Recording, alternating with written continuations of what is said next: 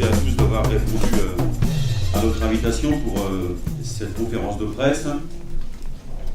Deux décisions de justice viennent de relancer le débat sur le travail du dimanche et le travail de nuit. C'est un débat qui est lancinant dans notre pays depuis plusieurs années maintenant. C'est la question du vivre ensemble. Est-ce que notre société va aller vers plus de déréglementation ou est-ce qu'au contraire on va enfin harmoniser le temps de travail et les temps sociaux pour qu'on puisse vivre ensemble? Cette question-là a d'ailleurs été plusieurs fois soulevée, y compris au sein même du Conseil économique et social environnemental, lors d'un rapport qui, à l'époque, y compris, avait très bien dit qu'il fallait redéfinir la question du temps de travail à l'intérieur du temps social. Et puis, il y a cette crise provoquée par les employeurs qui ne respectent pas la loi. Voilà.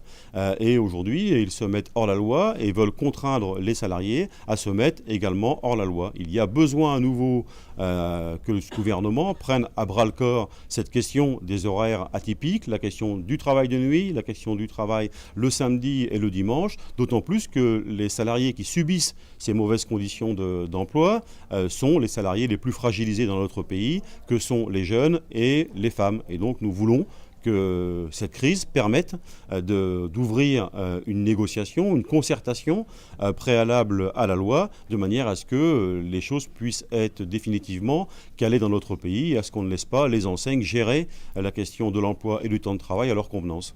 Qu'est-ce qu'ils nous disent, ces salariés-là, qui sont contraints de travailler le soir, le samedi ou le dimanche, parce qu'ils n'ont pas d'autres possibilités de travail qui leur sont offertes. Et puis, s'ils travaillent le soir, tard, la nuit ou le samedi et le dimanche, c'est aussi pour avoir des majorations salariales qui leur permettent de vivre. Donc, la question des salaires, la question de l'emploi, ce sont des questions sur lesquelles nous travaillons avec eux. Et d'ailleurs, nous les avons appelés à manifester avec nous dans le cadre de la semaine d'action, mais aussi le 15 octobre, puisqu'ils sont eux-mêmes directement, ces salariés, les jeunes, les femmes, concernés par la réforme des retraites telle qu'elle est définie aujourd'hui par le gouvernement.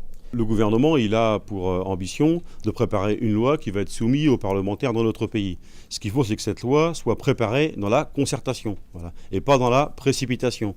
Trop souvent, on a vu des lois qui apparaissaient sous l'émotion ou sous l'injonction des employeurs. C'est d'ailleurs ce qu'on a vécu sur la question du travail du dimanche et du samedi depuis ces dernières années. Donc il faut prendre le temps, donner le temps qu'on puisse travailler les questions ayant trait au temps de travail et ayant trait aux temps sociaux. Il faut reposer la problématique du travail dans notre société.